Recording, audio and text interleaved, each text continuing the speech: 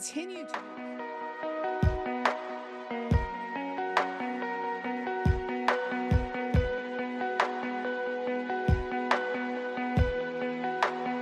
Hello, everyone. Welcome back to another episode of the Female Empowered Podcast. I am your host, Krista Gurka, and we have a great guest episode today. I was very, very fortunate to be interviewed for her podcast a couple weeks ago, and I have Connie Holland with me today, founder and CEO of Pixality Design, and we're going to talk all things website, maybe a little Google search engine stuff. I met Connie through, a lot of you listeners know that I was part of the boutique fitness.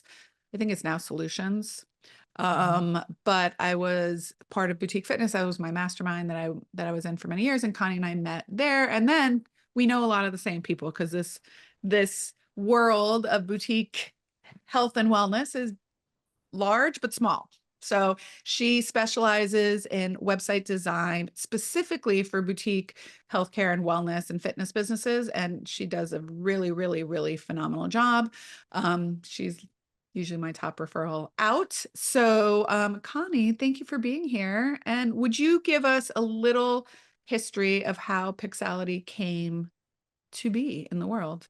Yeah, absolutely. And thanks for having me. This is fun. I love your community and I love the people we both serve, but like you've got some great people in your network. So it's fun to be here and included amongst that group.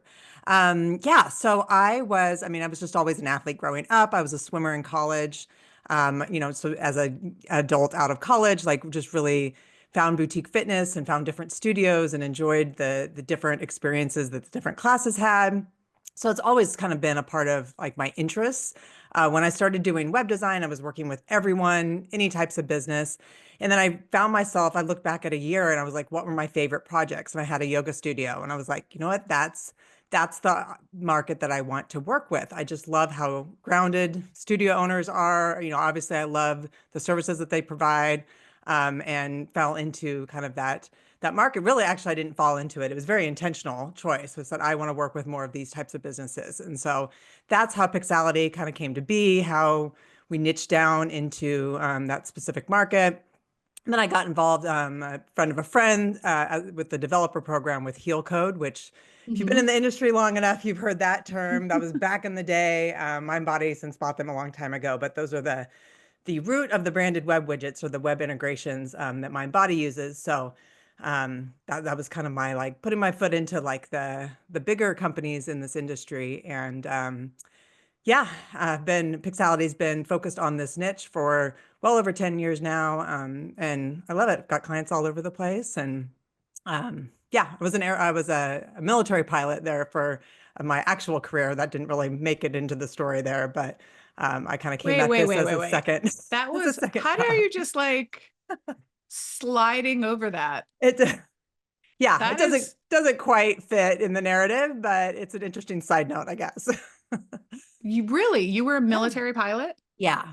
Well, I mentioned I swam in college. So I swam at the United States Air Force Academy. So was graduated, commissioned, and I spent 21 years in the Air Force, active duty for 6 years, and then was Air National Guard and Air Force Reserves the rest of the time. So my job in the Air Force was the pilot. So I flew KC-10s and KC-135s, refueling aircraft. And for a lot of that time, I was part-time flying. And that's when I started kind of growing a business and doing like side stuff. And then that kind of led into web design. So it's a jagged path on entrepreneurship for most, right?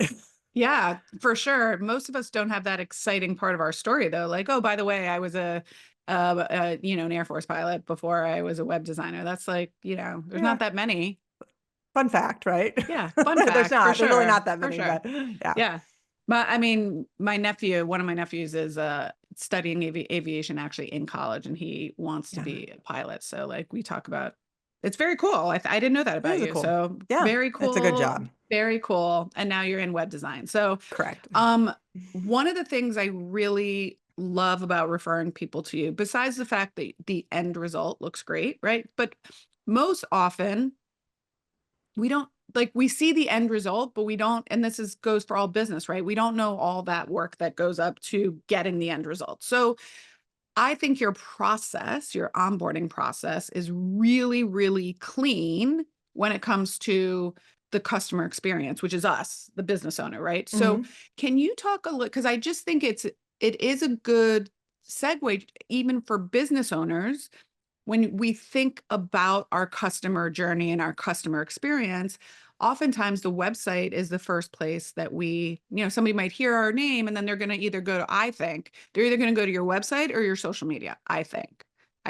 There's no proven fact, this is not research, but people will look you up. So Yeah. how did you come about to build your onboarding process? Did you do that like that out of the gate? Was that something you experienced as a customer? Or was that based on feedback that you got from customers? Because I think your onboarding process for businesses is really, really clean.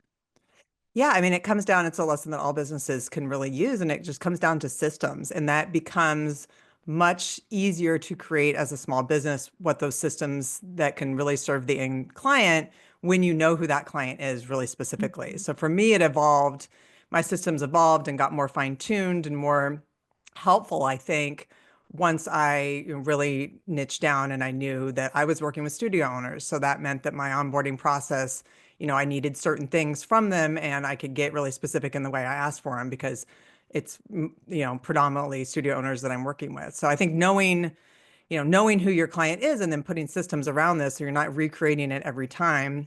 I think that's one of the advantages that client studio owners have when they do work with me is, if you work with just there's great web designers out there, but that you are going to have to kind of coach them through what you need as a studio. And you're going to have to explain what your scheduling software does. And you're going to have to walk them through some Mhm. things.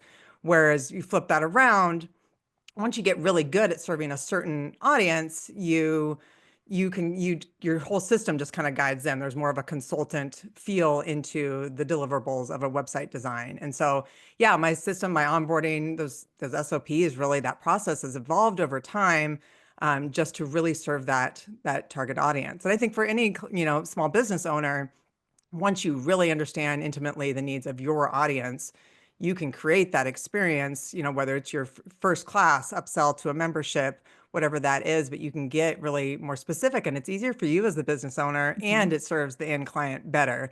But you need to know, who you're working with and what they need above all to create those systems in the first place.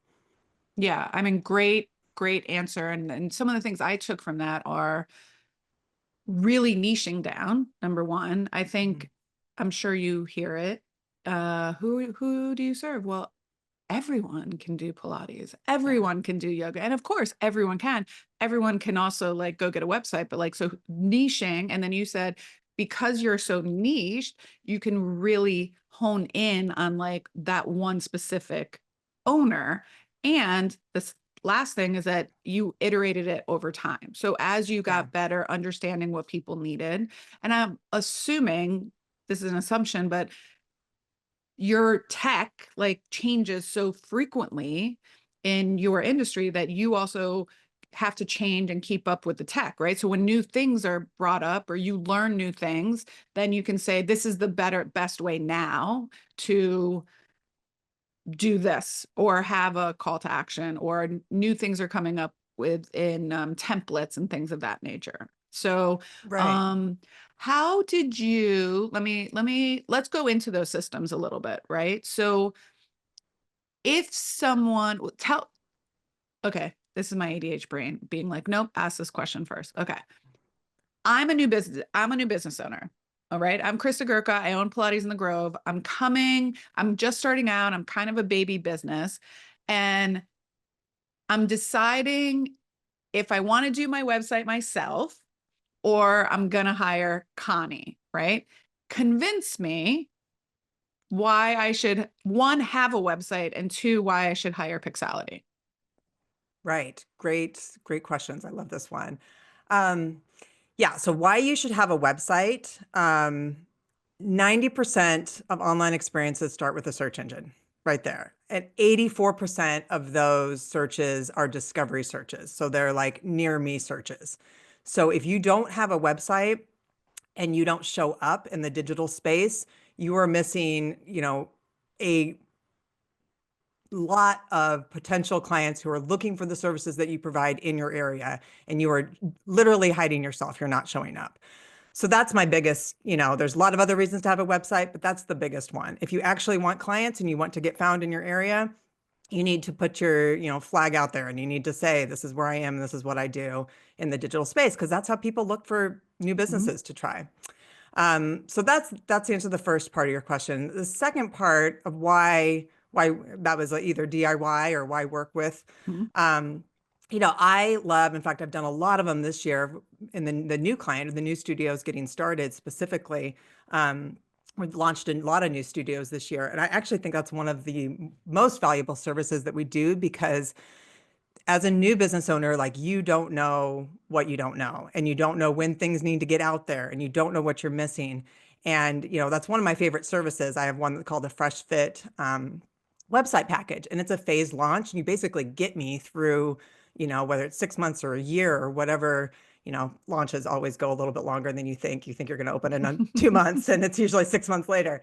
But there's a consultant piece of that where, yes, you get the website elements, but you get the website elements on a timeline, a flexible phase timeline that support the rollout of your business. And you probably know, like, those founders memberships, getting that initial community of people bought into what you're doing and what you're bringing into your community, like, those are really valuable people to have. And there's only one opportunity you're going to have to capitalize on that excitement of something new. And people in a community get excited when there's something new. And so having somebody who can help guide you through the rollout of that website, on that launch, and or a business consultant as well, like, it is a time that you want to save money. I know everyone feels really tight on money then too, but, like, you only get one opportunity to make that splash, to get those founders members to, show up with the first good brand impression. So I think that's a great time to, do it right, basically, is why I would say,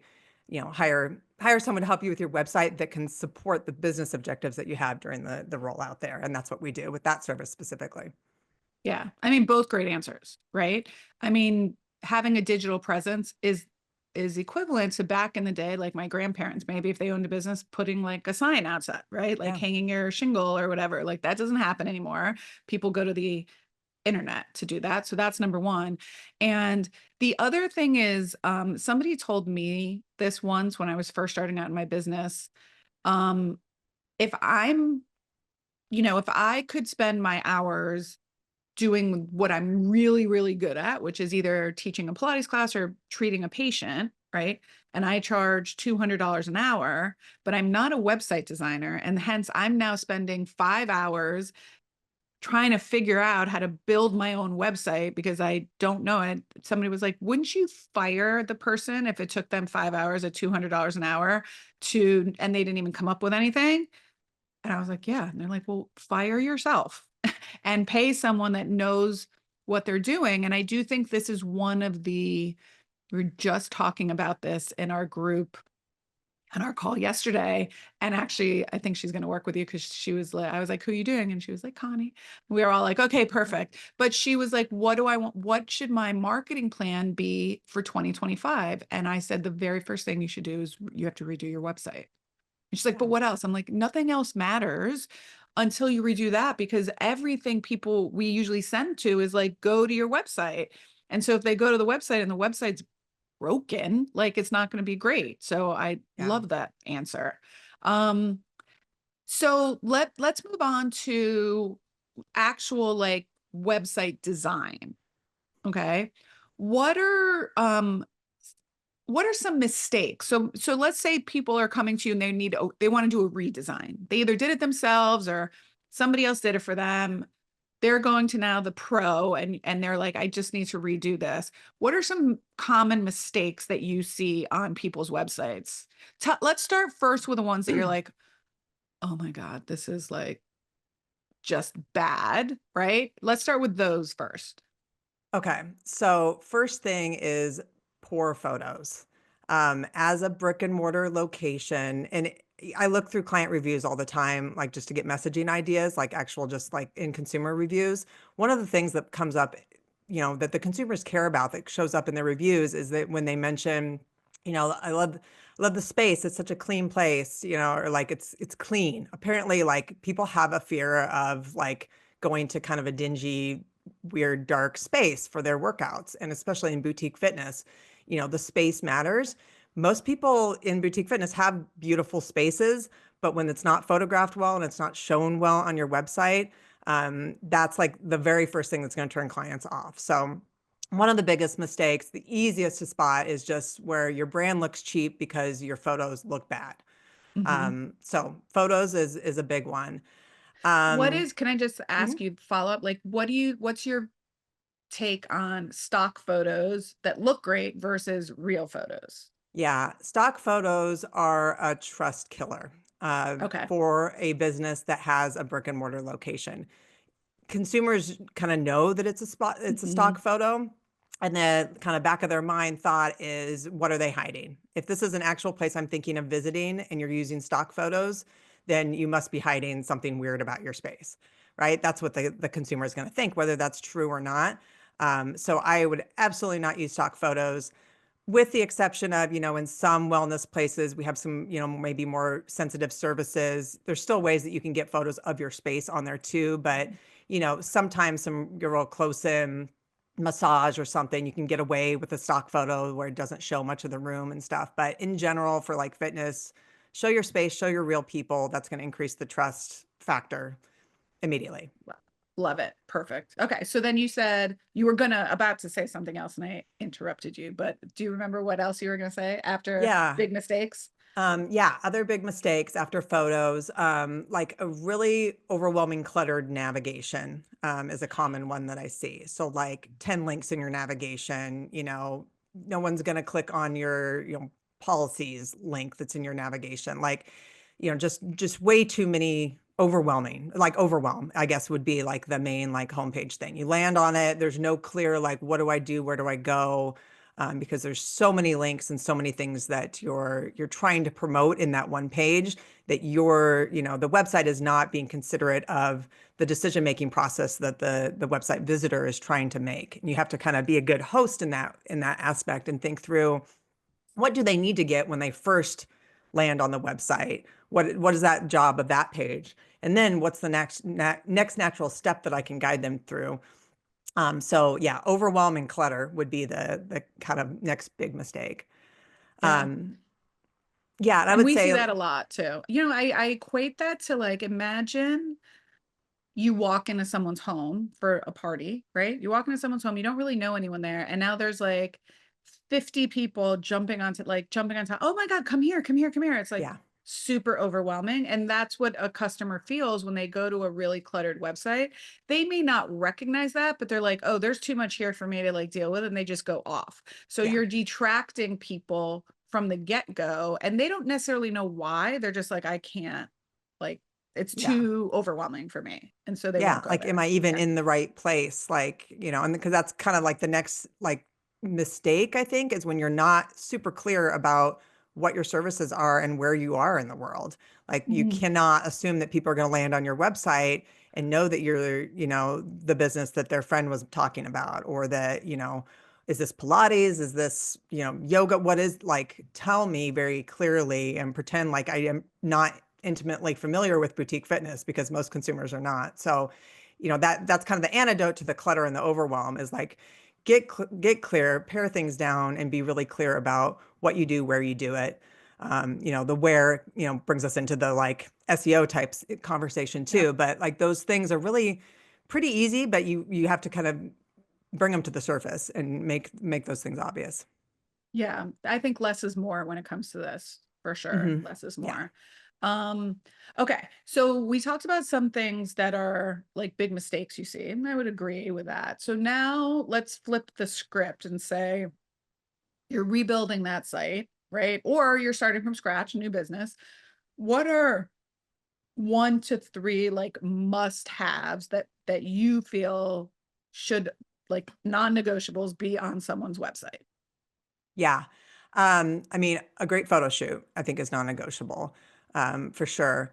Um, you know, the like like I mentioned, like the what and the where and then the how is kind of like the three big questions. There's some other questions too that you kind of need there. But like if you can land on that website and you can very concisely and clearly explain what it is you do. And that is, you as the business owner doing a little bit of that brand messaging work and knowing who you serve, how you do it.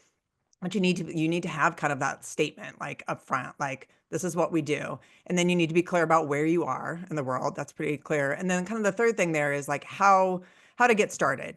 For me, I like to a lot of times put a button in the top right of the navigation or, a call to action that's, get our intro package, 3 private sessions for whatever, but know where you're guiding people on that website. So I think that's the like, there's a few different ways that you can do those 3 things, but when you land on a website, the must-haves are, what is it you do, where do you do it, and how does someone get started?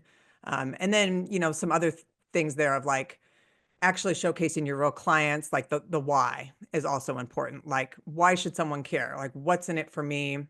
We talk about changing the language on the site from like like I language to you language. So instead of Mhm. like, our studio does this, we're professionally trained in this, to like, why do I care as the client? So it has to connect with the client somehow.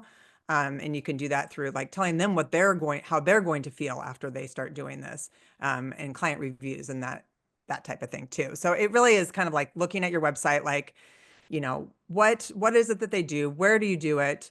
Who do you do it for? Why should they care? And then how do they get started? And like those 5 kind of questions, that's the job of the homepage. That's what the homepage has to do. You can probably clear out a lot of the other clutter if you're not focused on trying to like, oh yeah, but we also do this too. Like no, those 5 questions have to be answered by the client on the first try, or they're going to bounce because they're going to be overwhelmed.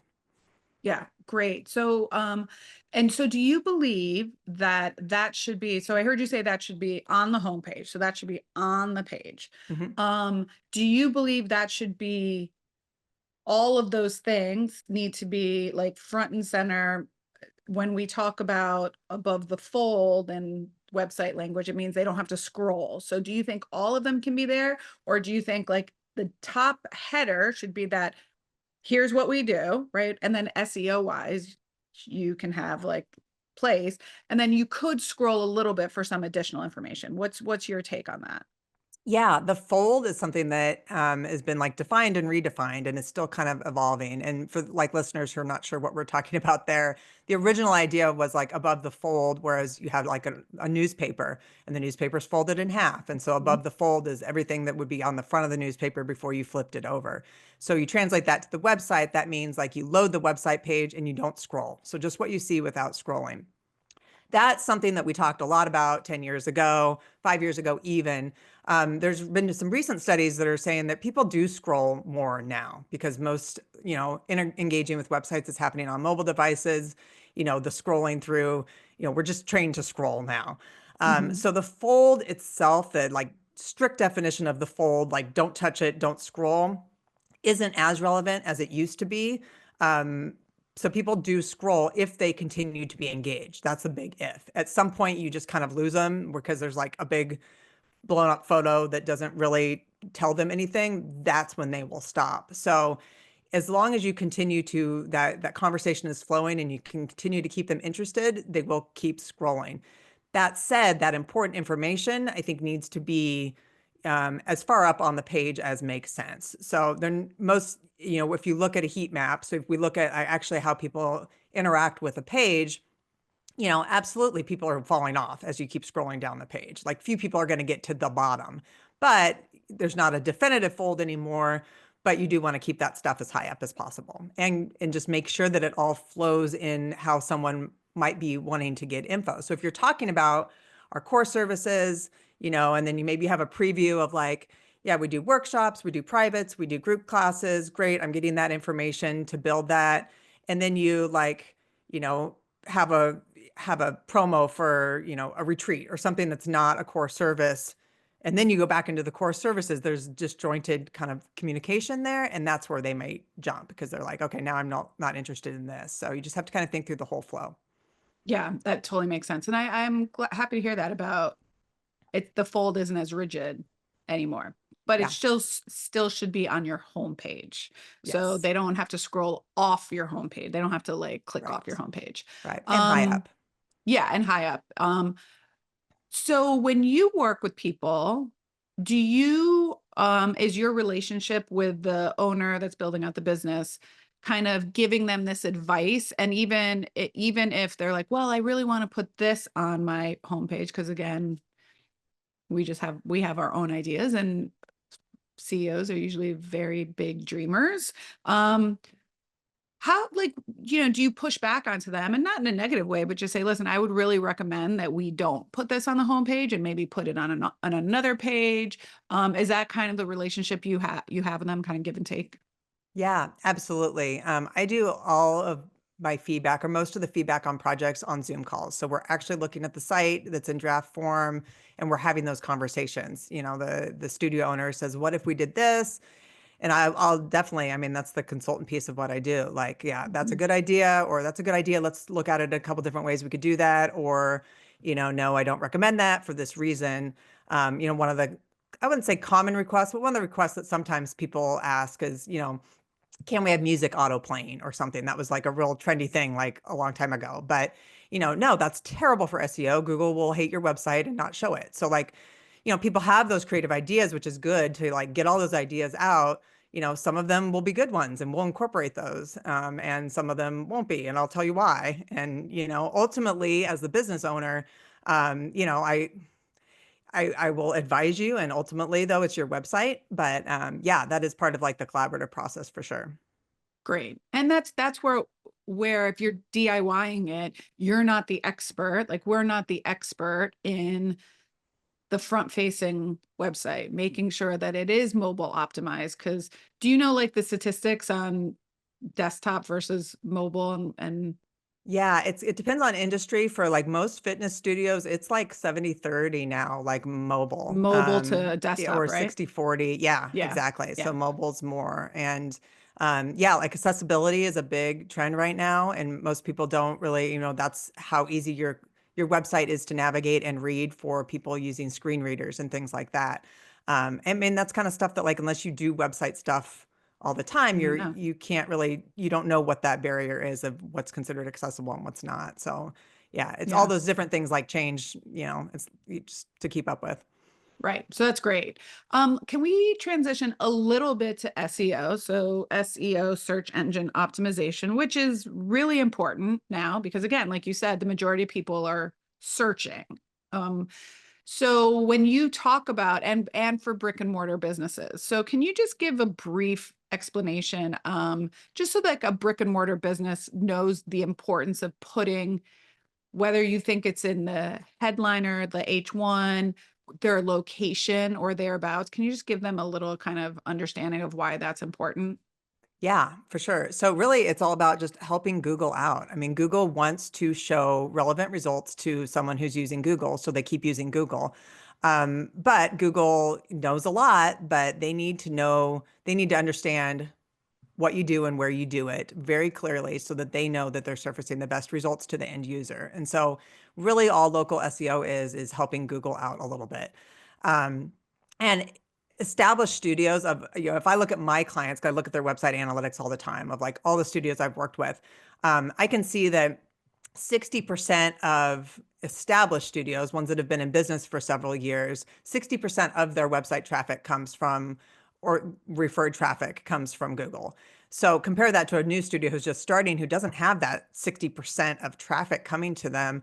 And that's why it's so valuable, I think, for, Mhm. because that's free traffic. So anyway, how do we help Google out there?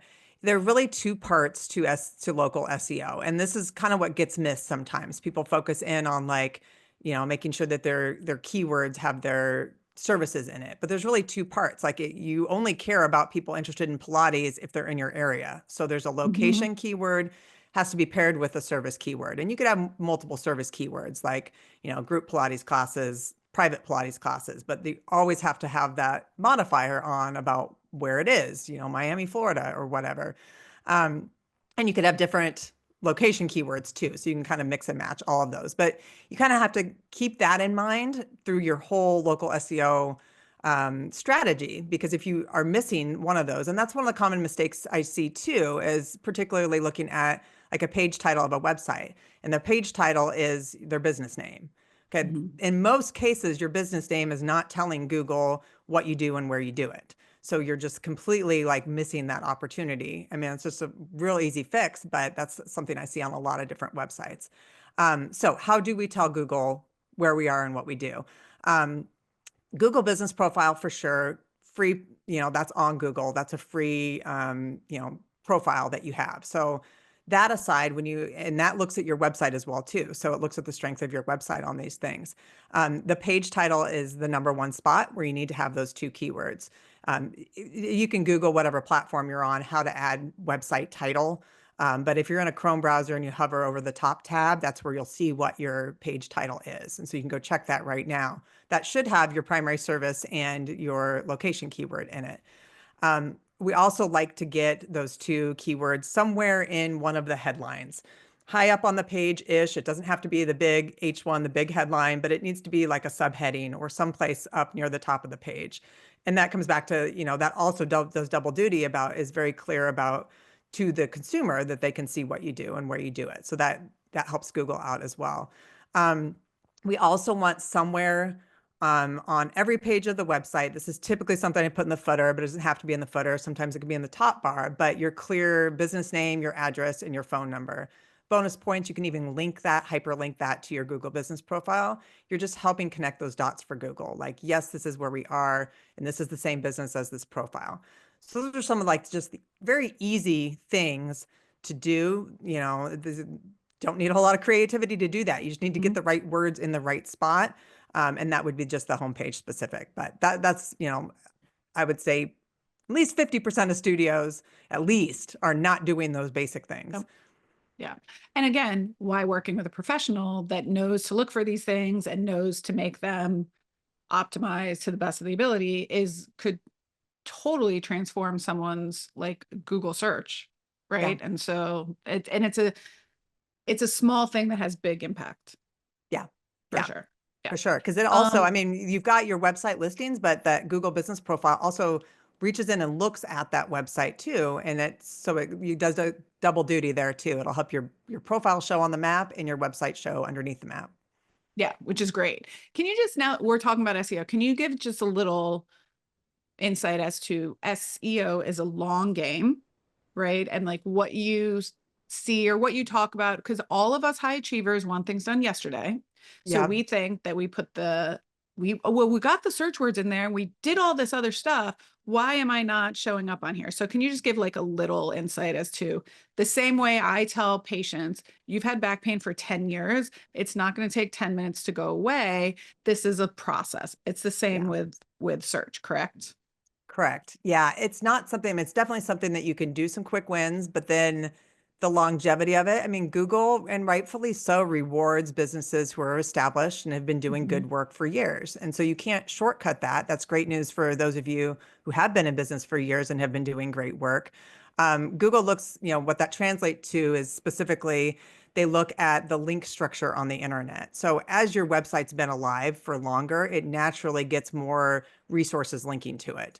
A brand new website's not going to have anyone linking to it because no one knows it's there. But a business that's been in for 10 years, you're just going to kind of naturally get mentioned in this, maybe this local news article and it links to you, or, maybe your partner business down the road links to you in a blog post that they did. So all of those links over time start building this kind of spider web of structure that tells Google, yeah, this is a good website. People like this content and they link to it. So that's not something, I mean, that's something you can go out and you can work on getting, but we often see like just established studios have that naturally because they've just been operating in a ethical, good way for a long Mhm. time, and that just grows their credibility. The other thing is reviews. You can certainly go try to get some reviews, but one of the metrics that Google looks at is review velocity. And so that's how many reviews do you get in it? Is it a short period of time or is it over a sustained period of time? And they value that sustained period of time. If you have a small trickle of reviews over 5 years versus if you have the same amount of reviews that come in a month. they're Mhm. going to value that studio that has the sustained trickle of reviews over 5 years. So you can't really shortcut some of those things, but you can start working on that long-term strategy and you'll eventually, move up in the rankings. Yeah, for sure. Do you know stats at all, and whether you do, about like how far down the list people look for things if they're not looking for something specific, right? So organic would be somebody punches in Pilates in the Grove. That would technically be, or an organic link to my website. Is that correct? Yeah, organic really means that they are seen and they're clicking on non-paid like search Okay, results, whether it's on the map or not. And it says sponsored next to it, but you can see if they're running Google ads, you can run ads and it shows up on the map or it shows below too. So for the business owner, organic just means you're not paying for that click. got it. Okay. And then how far down are people searching? So if I'm a new business owner and you're consulting with me for my website, my goal should be obviously to get as high as possible. Hmm. But like, I mean, being on the second page, no bueno, I would Yeah. assume. What is, like, if you're not doing ads, you're not paying, what would your goal be, and usually in a time frame for maybe a newer business? Like, you tell them, listen, we want to get you up in the top 5. It could take 10 to 12 months, or I don't know, I'm making this up, but Yeah. Yeah, it is so dependent on the competition in the area. yeah. Okay. And when we talk about organic, so if you take ads out, there's really two different results that you've got on that search results page. You've got the map pack, which is 3 studios, 3 businesses that show on the map with the pins on there. Like that's obviously the top goal of where you want to be. And then just underneath that would be more the website rankings. They're related. Oftentimes you see the 3 businesses that are highlighted in the map also show up well in the website, but not necessarily because they do support each other, but they are kind of different formulas that Google has. Um, I really can't say. There are some businesses that, say you want to get found for Pilates New York City. Like chances are, if you're a new business, I can't even tell you that that's even possible because there may be 3 businesses that you might not show up on the map ever for that. Like there may be three Mhm. businesses that have been around since the advent of Pilates in New York City. So in that case, it would say, in that case, you would say like, okay, we're not going to go for New York City, but what other terms can we use? Like maybe that's too, ambitious of a search term. So I think the answer to your question is what are the search terms that you want to get found for? There's always some place you can make a move. You might not get found, might not make a move in, within this decade for Pilates NYC, but there might be, a neighborhood name or a borough or whatever they do Mhm. there, or Mhm. a, Yep. a street name or something that still has pretty good search volume because, few people are searching that big volume, even like they want something that's closer to them. So the first thing would be, it depends. It depends on the Yeah. competition and it depends on the terms that you're going for. So if you start, and this is a conversation we have when we're doing websites, I'm not intimately familiar with your area, but you are as a business owner. So we have that conversation of like, okay, what other ways could people search? And for some people, we go for the bigger, Gainesville, Florida. Like, okay, Mhm. we're gonna go for the like we could rank in there. We go for the full city. But in other, places, say like Austin, Texas, like we go Barton Creek area, or like there's other terms, other ways that people get more smaller in their search terms. So the answer is it depends. I can't put like a time frame that you could expect to see results, but that also depends on what term you're going for and relative to your competition. So there's some fine tuning there too. It might be Mhm. obvious for you. Yeah, if you're in Lincoln, Nebraska, there's not a whole lot of competition. You probably just go for Lincoln, Nebraska as your search term, your location search term. But there's more nuance if you're in someplace that is a highly competitive. How you can start, and the goal is just to start getting relevant traffic to your site. You don't have to go for the big terms right away. Yeah. And again, why it's really important to work with a professional. So, as we segue into that, can you tell people how you work with new business owners? I know you said you do have a couple different tiers, and then also let them know where they can find you to reach out and use your services. Yeah, absolutely. Yeah. So pixalitydesign.com, and that's Pixality design.com. It's a combination of pixels and vitality is where I got that name, but ran Oh, with it. um, yeah, so I work with a lot of studios who maybe have a DIY website that got them started, which is great. I'm never going to make you feel bad for that because a lot of you just got to get started somewhere in a lot of cases. So I work with a lot of studios who are just ready to upgrade their website, maybe grow it a little bit, who want to start getting the SEO in place as one of their goals. And then I also have a package that's, perfect for new studios coming on the scene that need a little more support in that rollout phase. So yeah, in either or, lots of different cases. A lot of times people seem, if they're changing schedulers or they're like we're rebranding or they're doing something like that's a good time to kind of get a new website too. So pixalitydesign.com is where you can find all that information on the services. I'm also on Instagram at pixalitydesign. And I post little like bite-sized tips over there too, if that's more your style. And then my podcast, the Boutique Fitness Marketing Podcast, which Krista's episode will go live pretty soon. But those are a little more broad conversations. We don't just talk about websites there, but that's another place that you can learn more. well, that is great. Definitely look her up, follow her on Instagram, maybe send her a DM. We all like to get messages on our Instagram to know that people are actually seeing it. That's always a good thing.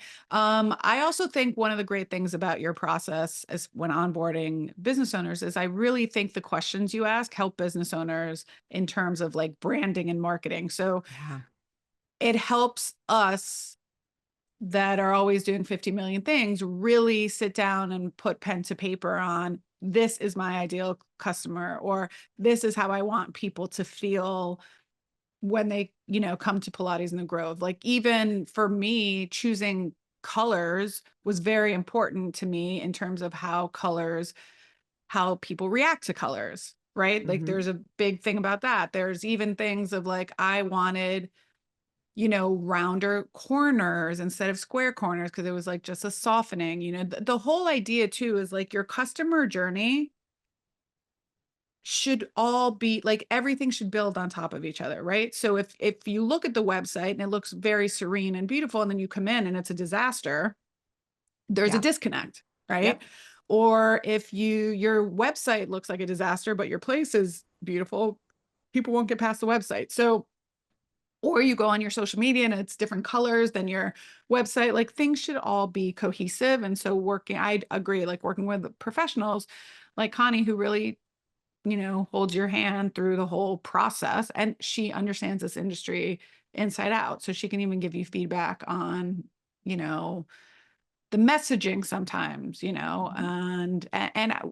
what are your feelings on the words that are on the website? Yeah, so, so important. I mean, I mentioned photo shoots earlier, but next, right on the heels of that, is the words that you put on the website. And people look over that because they're like, I can write words, but Mhm. it takes some thought and it takes some time and it takes you kind of wrestling with like, what do we want our business to be known for and how do we best help our best clients?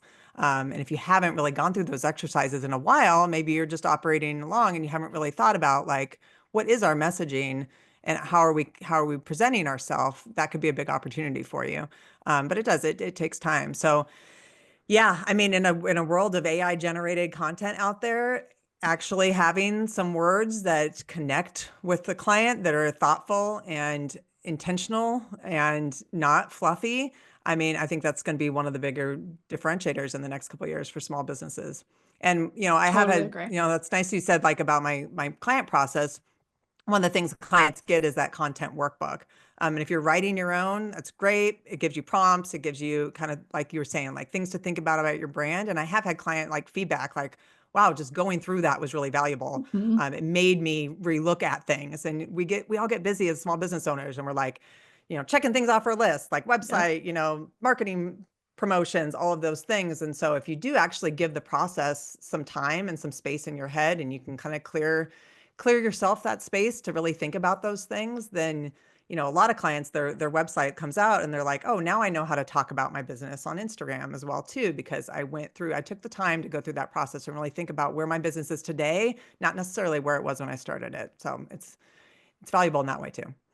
For sure. And I think I don't think enough business owners do this. That's part of the problem, the issue. They don't really, they like have it in their head and they're like, well, this is what it's supposed to be, right? Yeah. And then there's what is supposed to be or what we think, and then there's also the client experience, right? So Yeah. we might think that this is what the message we're putting out, but the way the client experiences it is their reality. And so it goes back again to you saying, like, we make the client the hero in our story, right? So it's about Hmm. them. It's about them. And so it's really great. So I hope everyone reaches out to you. And I hope that you get so busy that you're booked all the way through third quarter of 2025.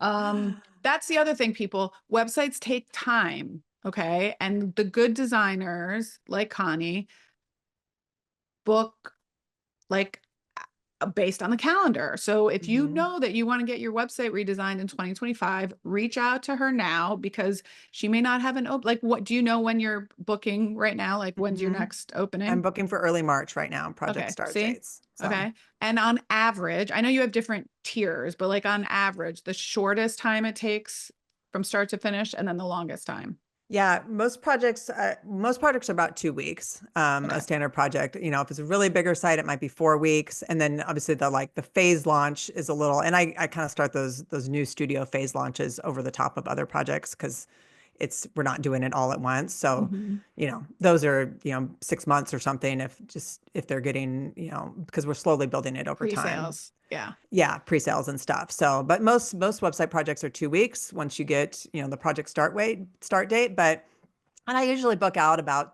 2 months out, which actually works out pretty well because you get on the calendar, you get all your prep work, you have that time to spend with that content workbook and, really thinking about things and, maybe doing some customer conversations and talking to your customers or so it actually works out pretty well that there is a delay between you can't get started right away, which is fine because you have prep work to do anyway in the Right. meantime.